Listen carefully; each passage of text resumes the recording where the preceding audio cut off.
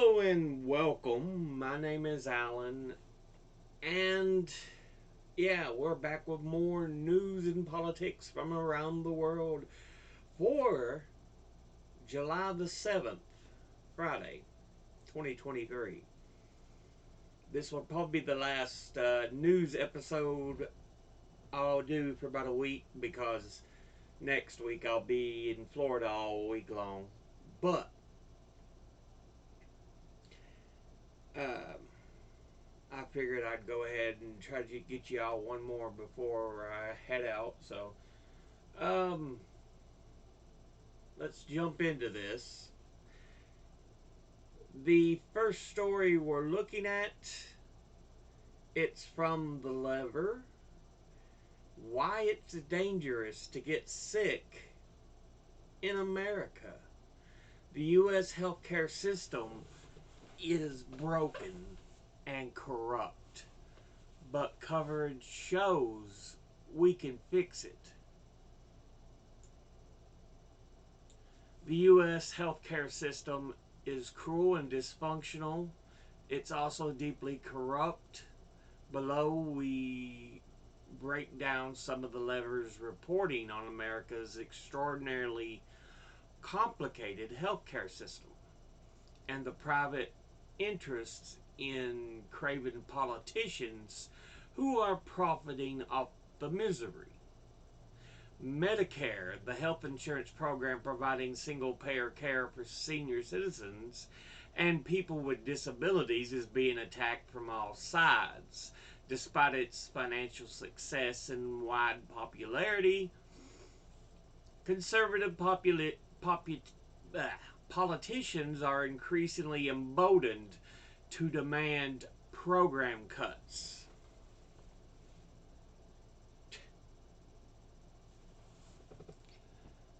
Profit-seeking private insurers are also taking advantage with an aptly named program, Medicare Advantage. Major insurance companies act as a middleman and find ways to cut services for patients so they can keep a growing portion of government payments for themselves. The Lever's Matthew Cunningham Cook reported last year that the largest ever Medicare premium increase would pad the pockets of insurance executives who donated millions to the president's election campaign.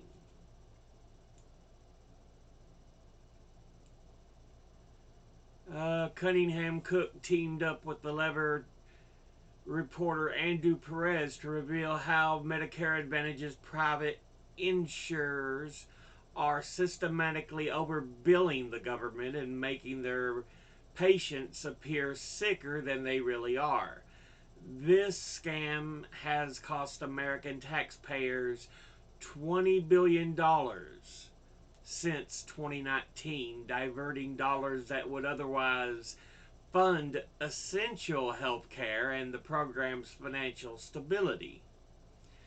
Even Amazon is getting in on the frenzy. Cunningham Cook reported that the megacorporation recently snapped up a small provider that's been stealthily leading the charge to privatize what's left of the traditional Medicare program.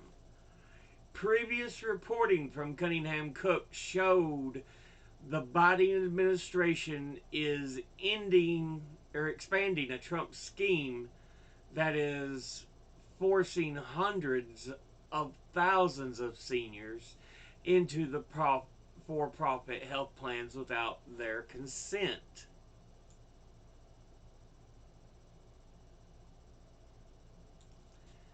Medicare Advantage has a high price tag and a staggering human cost. In his latest report, Cunningham Cook speaks with patients who have had essential health care services denied by their Medicare Advantage insurers. These private plans are much more likely to wrongly deny claims or reject care options that are covered under traditional Medicare. See, this is why I've said for a long time now the American insurance system is a scam. We need to just observe these other countries, Canada, the UK, uh, Japan, a lot of your big name European nations that all have socialized health care, and set up a single payer system deriving the best from each, the best settings we see from each of these socialized nations. Because as America, we're supposed to be the greatest country in the world. Yeah, we have not been the greatest country in the world for a long time. We're just the most ripped off country in the world as far as citizenry goes. We need a single payer socialized system so that nobody, should go broke over health care. And if these insurance companies don't like it, too damn bad. We don't need them. We really don't. Next story is from ProPublica. Yep, we're seeing more water issues when dealing with native tribes. In Arizona, water ruling, the Hopi tribe sees limits on its future. Arizona's unique method for awarding water to tribes was supposed to open up economic possibilities beyond farming for the Hopi tribe. Instead, the tribe says it has dashed their dreams of building a thriving homeland. In September 2020, the Hopi tribe's 4-decade effort to secure its right to water culminated in a court proceeding. The outcome would determine how much water the arid reservation would receive over the next century and whether that amount would be enough for the tribe to pursue its economic ambitions. Under rules unique to Arizona, the tribe would have to justify how it would use every drop it wanted. The months-long ordeal in Arizona's Superior Court unfolded in video calls over shaky internet connections. Chairman Timothy Nuvangioma called it the fight of our lives. The U.S. Supreme Court ruled in 1908 that reservations have an inherent right to water. In the rest of the country, courts grant tribes water based on the amount of arable land on their reservations, relying on a 1963 U.S. Supreme Court precedent. But in 2001, Arizona developed its own method that was ostensibly more flexible to individual tribes' visions for how they wanted to use their water by examining their culture, history, economy, and projected population. This new standard offered tribes an opportunity to shape their plans for economic development and growth beyond farming. But the Hopi case, the first adjudicated under this process, showed it also came at a high cost with uncertain outcomes.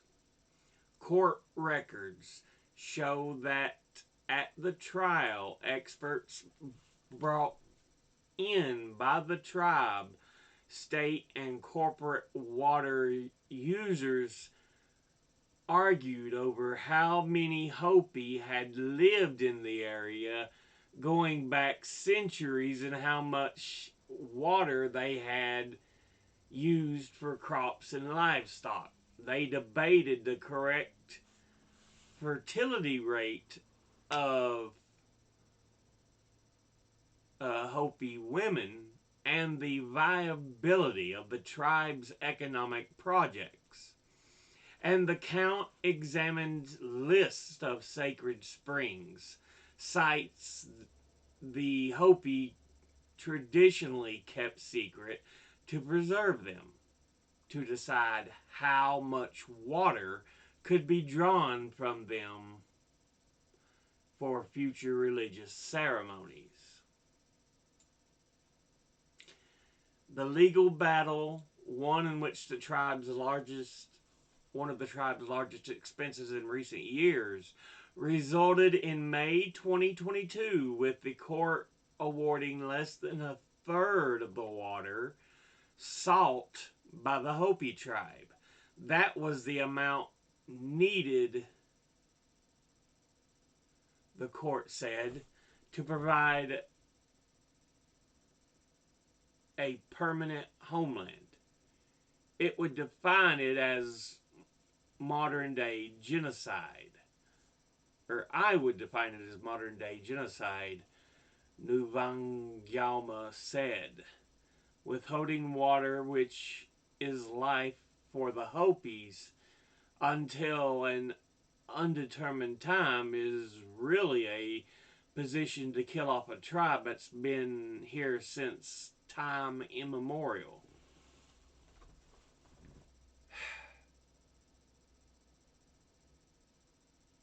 There needs to be a better way to do this, because the way these western states, in particular Arizona, because this is not the only one I've read an article about this, not the only time, but they really do not want to give tribes water.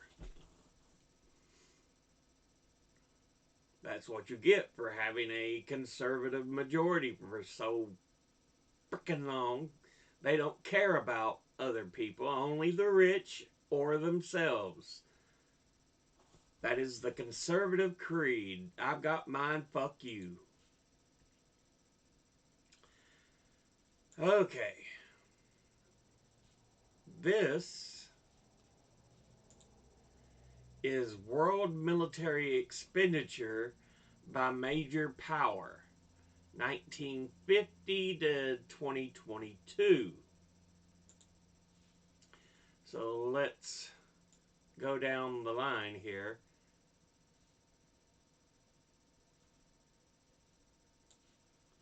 At the bottom we see, whoop,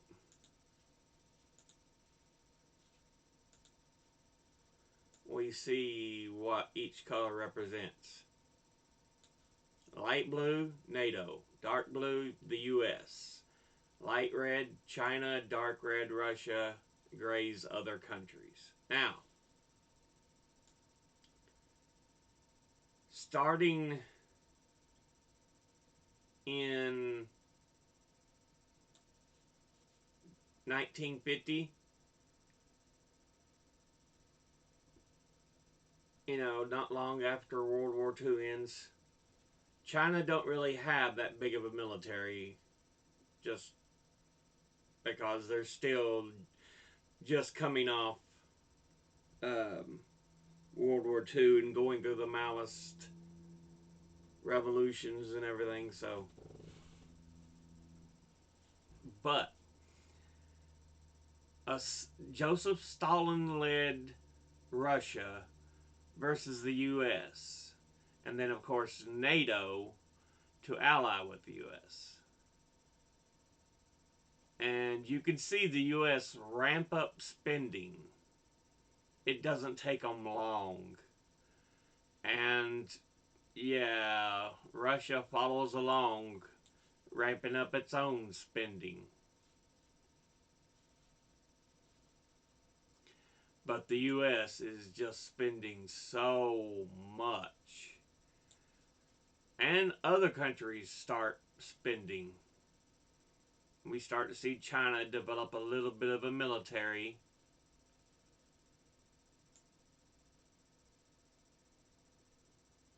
You know, NATO stays pretty even, rises slowly. But yeah, the U.S.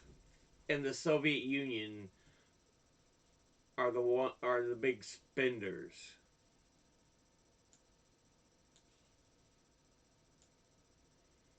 And then we have other countries. Let's see where we at on the map as far as years. So we're about 1980 now.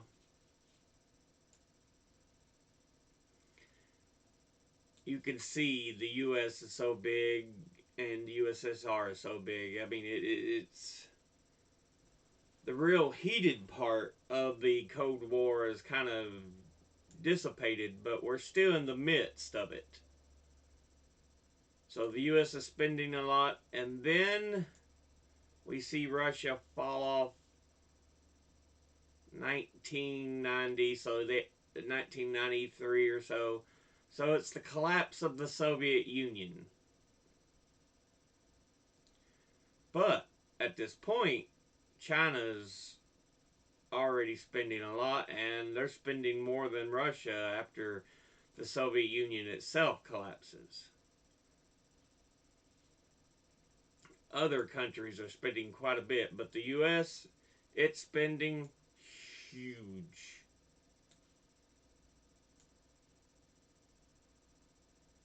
Now, we have other countries spending quite a bit. Russia's got a small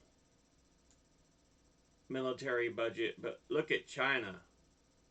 We saw how tiny it was for so long, and now it's got a pretty good size spending on military. But look at the U.S. China is the second biggest in the world, but look how the U.S. outmatches how much China spends. China, yeah, we're about 3 times what China spends. Seriously.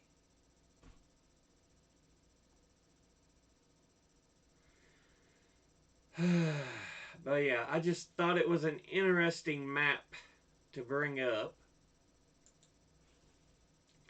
Some images here. Some stories from history. The Boxer Rebellion. It was like 1898 or so. Yeah, late 1890s. But essentially, much of China is occupied by the UK and other Western nations.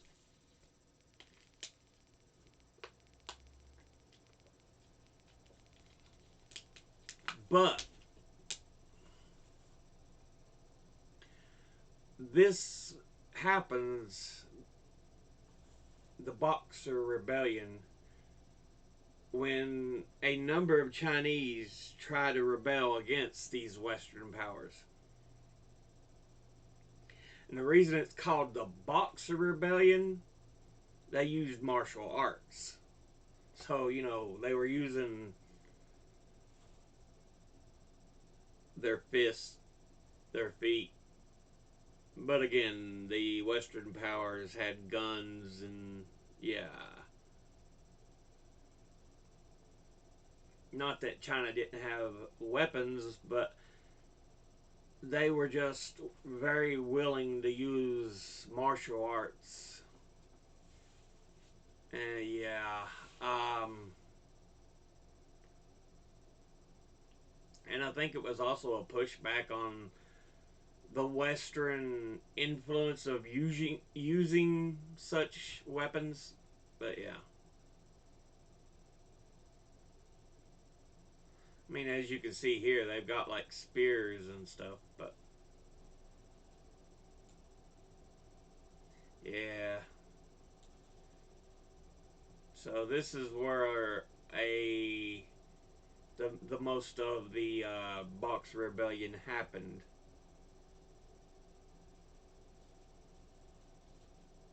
Shandong.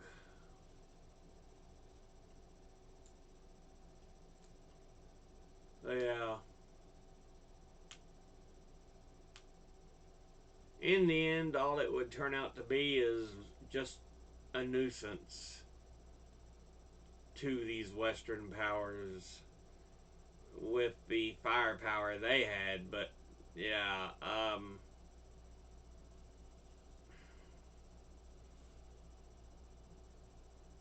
the way China was treated should never have happened in the first place. But many Western nations felt they were privileged and had the right to do as they wished to what they considered lesser nations. This is an interesting little piece here I thought I would share. The Opportunity rover starts at Mars July the 8th, 2003 at 12:18 a.m. So just after midnight. So it's been almost a complete 20 years since we've done the whole exploring Mars. Since we started it. Alright, this is from Deadline. Fox faces FCC license threat over false election claims and January 6th attack. So yeah, spreading lies to try to back up Trump has turned out to seriously endanger them. They had, to try to separate themselves from it. They fired Tucker Carlson, but it looks like their woes are not over yet. This is from ArizonaFamily.com. The Arizona GOP law an Arizona GOP lawmaker may have violated state revenge porn law by tweeting X-rated pictures of Hunter Biden. Yeah, yeah. There are places that do have revenge porn laws, and oops, she may have violated that. Oh, this push to show, try to catch them in something corrupt, and they basically turned around and screwed themselves. An Arizona Republican state senator who is no stranger to controversy may have violated the state's revenge porn law after posting sexually explicit images on Twitter of President Biden's son, Hunter Biden. Late Wednesday, Senator Wendy Rogers, who sponsored a bill earlier this year in an attempt to block minors from watching online pornography, retweeted a video that contained X-rated images of Hunter Biden to her more than 300,000 followers on Twitter. The social media platform allows adolescents from as young as 13-year-old to sign up without age restrictions, and allows adults content allows adult content to be posted. In a tweet, Rogers wrote, "It's all here in black and white. Oh, and apparently in NBC living color." Yeah, it's not that she was posting it as revenge porn, but using the images of private citizens and posting them online without their permission is how many of these revenge porn laws work. So people can have their own privacy. And yeah, her lunacy as a right winger has potentially screwed her.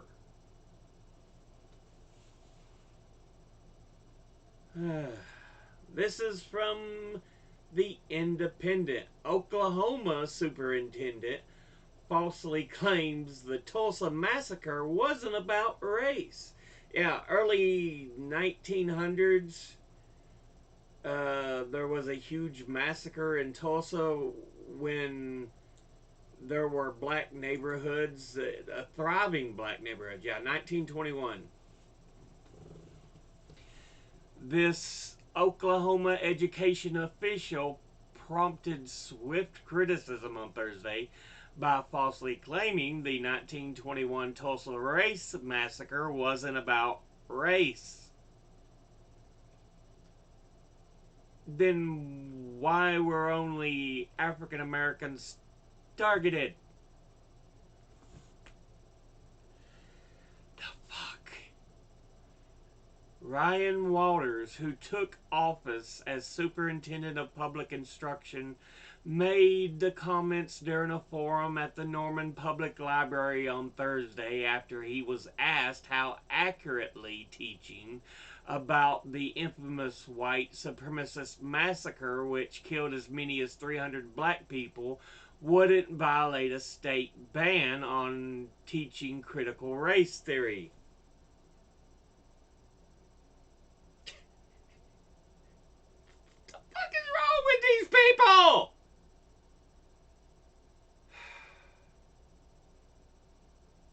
I mean, for a long time, many Americans weren't even aware because it was basically blanked out of history.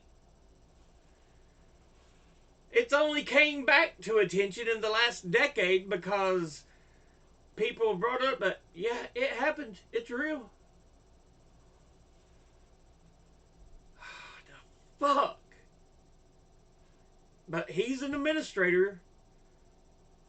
Oh, he's an Oklahoma education superintendent. Fuck that shit.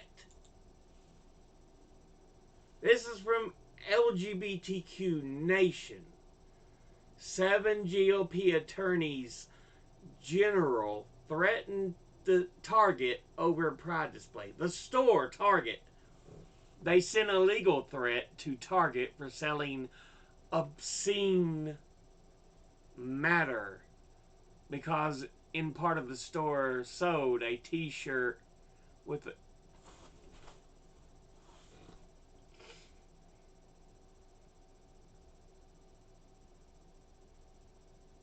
these attorney generals need to be stripped of any legal power because fucks like that should not have any kind of access to power. The fuck?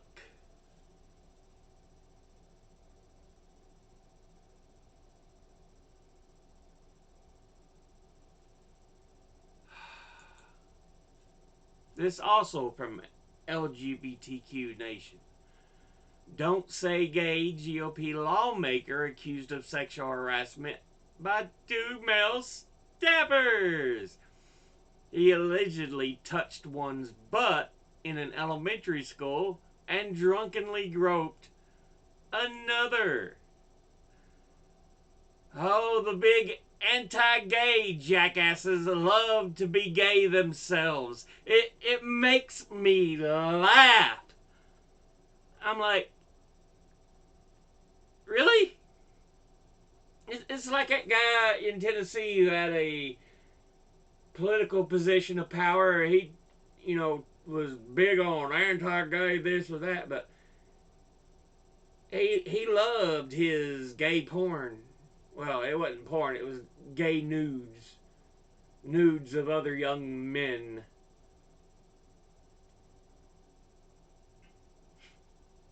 Which people should be allowed this without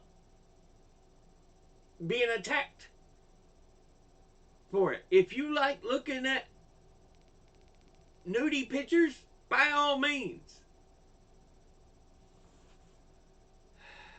But the hypocrisy.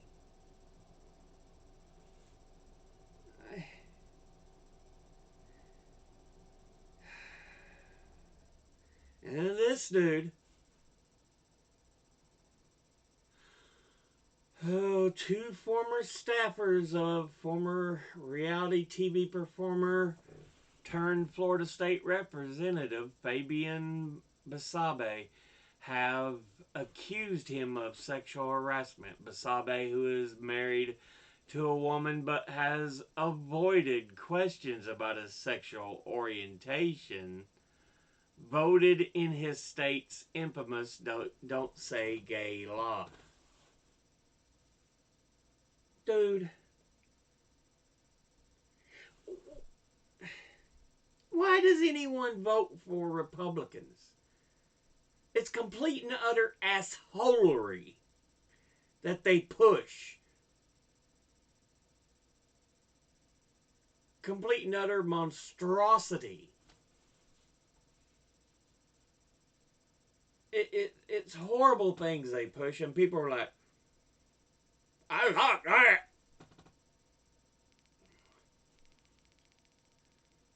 I like that. Like, really? From Vice News, the war on drugs has failed and it's time to decriminalise, Scotland says. The Scottish government says it needs radical changes to the UK's old drug laws in order to tackle record drug deaths. Absolutely. This is something I've said for a long time. In the drug war, treat it as a health problem instead of a criminal problem. People should not be,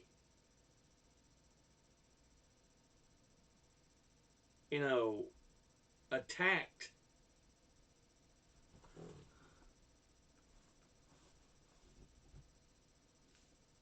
for having an issue, a drug issue. But no, it's often treated as a crime, and it's like, let's lock him up! That's why we have record imprisonment, record people in jail in the U.S. because of the stupid ass drug war that's done nothing but hurt this country. Also from The Independent, Shell boss claims world still desperately needs oil and gas despite worsening climate change. That's because that's how they make money. And they want everybody to think they need that oil and gas. No, we don't.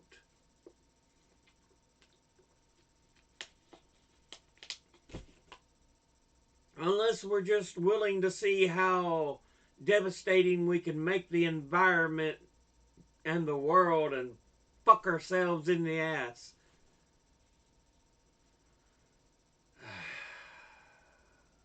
Honestly. From NPR, after days of destruction, Macron blames familiar boogeyman. Video games. It is the photos of video games. No. You and these other fucks who love to blame video games. It's the same bullshit you try over and over and over. It's the video games, it's the violent music. As, motherfucker, no. It's your fucking policies. But you don't want to admit that. Nah. That would make too much goddamn sense. This is from ABC Australia. For the fourth day in a row, Earth has broken or equaled its hottest average temperature.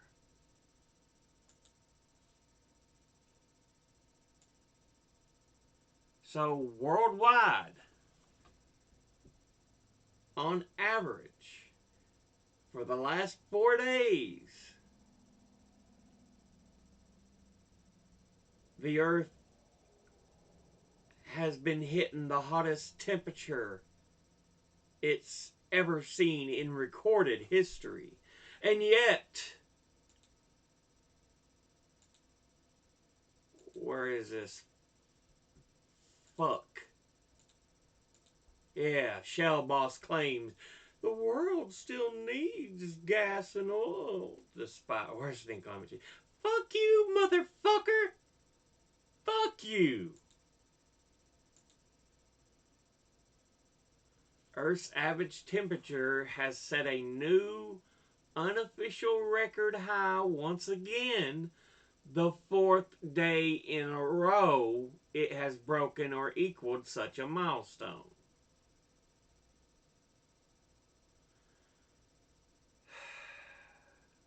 Honestly, I don't see us ending climate change or stopping it soon enough. We're fucked as a society, as a species, because of greed over an imaginary currency.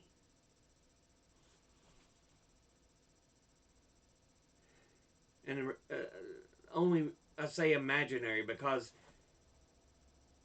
it's metal coinage or bills made out of cotton and linen fibers.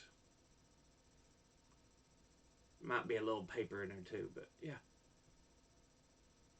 Otherwise, it has no value. It only has a value because we deem it to have a value.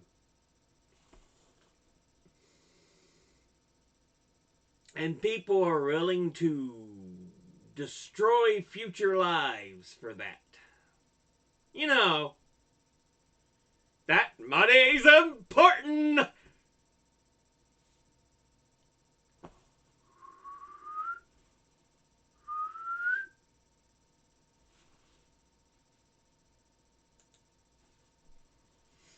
This is from RUI Solves at Medium. Oh, sorry, Ruby Alves at Medium. Earth's hottest ever day recorded sends shockwaves across the globe. Just more proof showing, yeah, we're kind of fucked as a species. But let's watch some videos.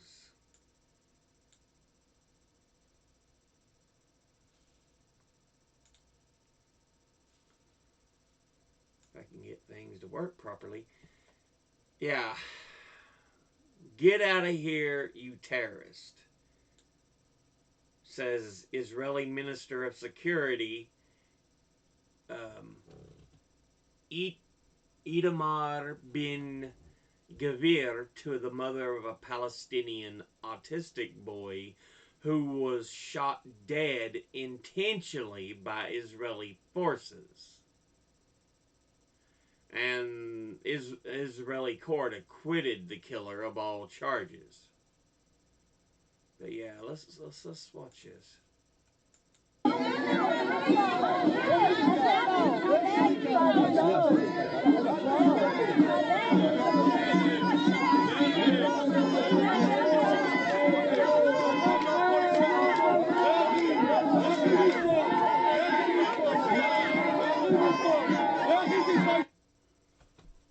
That's why I say fuck the Israeli government.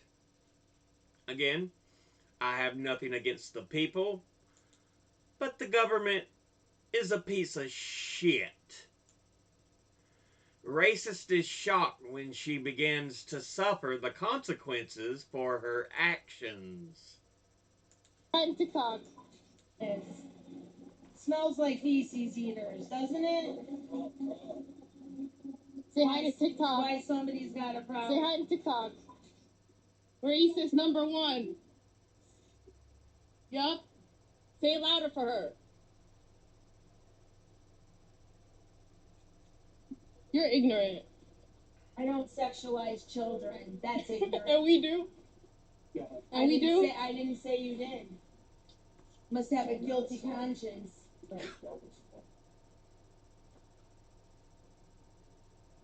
Enjoy the light.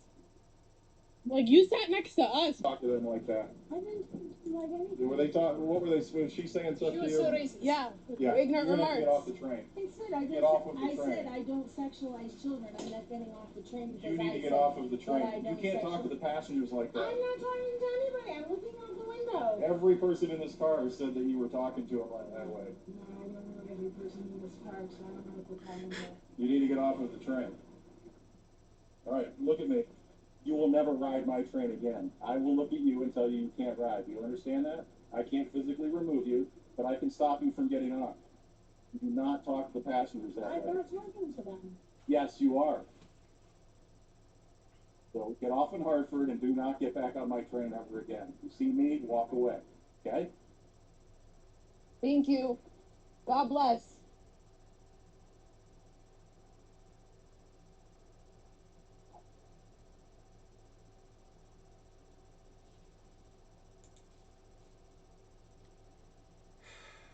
Oh, the feeling. Some of these people feel they need to be assholes, and then when they get pushed back on, they're like, you're so mean.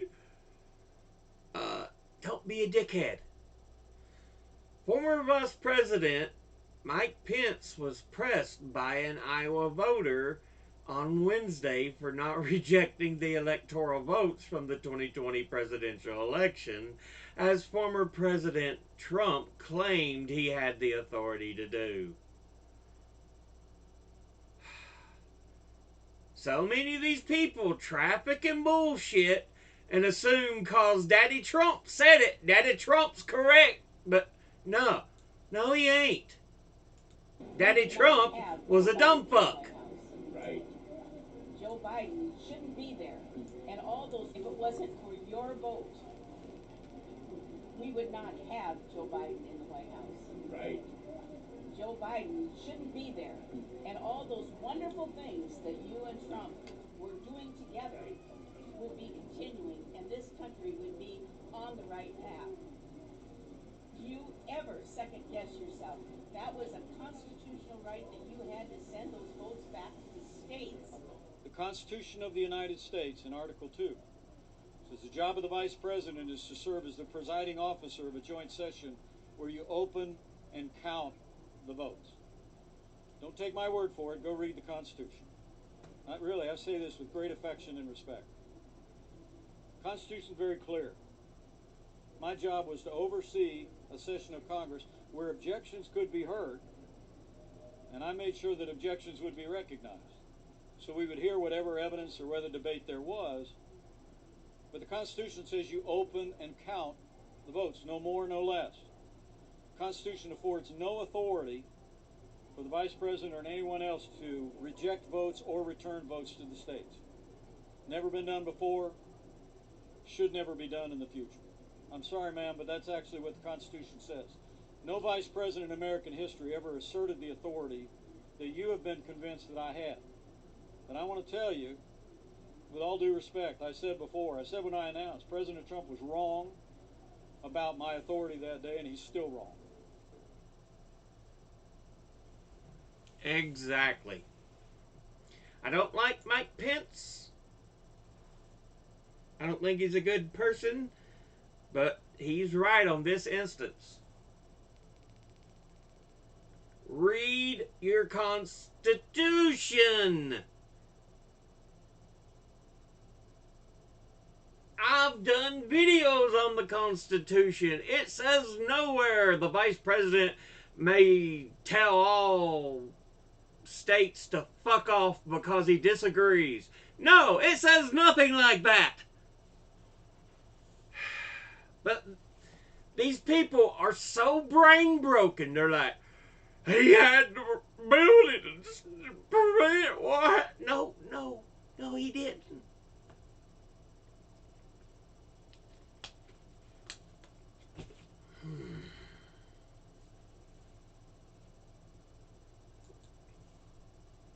Finally, learning about dreadlocks on the 4th of July.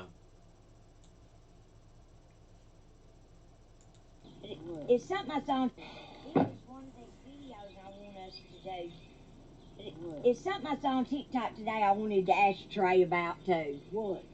Okay, those things on your head. What you talking about on my head? You know them ponytails. What? Are they dreads, locks, or dreadlocks? Because somebody said it was disrespectful to call them dreadlocks now. I mean, they dreads and they locks. They dreadlocks. Well, I mean, that's what they said. They said who done jumped on you? No, it was in another TikTok. Get it straight so she won't get nobody jump on her. That's right, because I don't want anybody coming at me. They said dread had a negative connotation to it. That No. was supposed to call them locks. I don't care. I don't care. It's hair. At the end of the day. How here's anything. Okay, well, that's what I was thinking now, but... Ooh.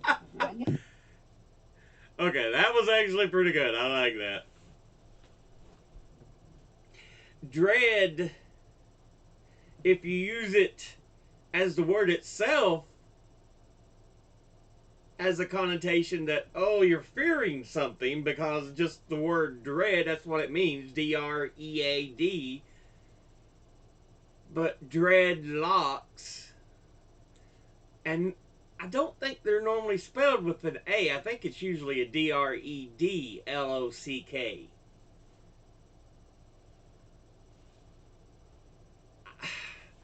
I think, yeah, someone was trying to be an ass. Dreadlocks. No, it's got an A.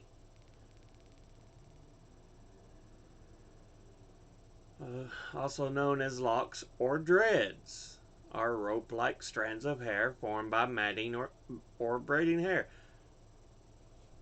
Yeah, someone told her a bunch of shit. If that's true that someone did that, I get the feeling it's done for a comedy video, though. It's the only thing I can figure. Surely to goodness that wasn't real. Someone said, you can't call them dreads. No.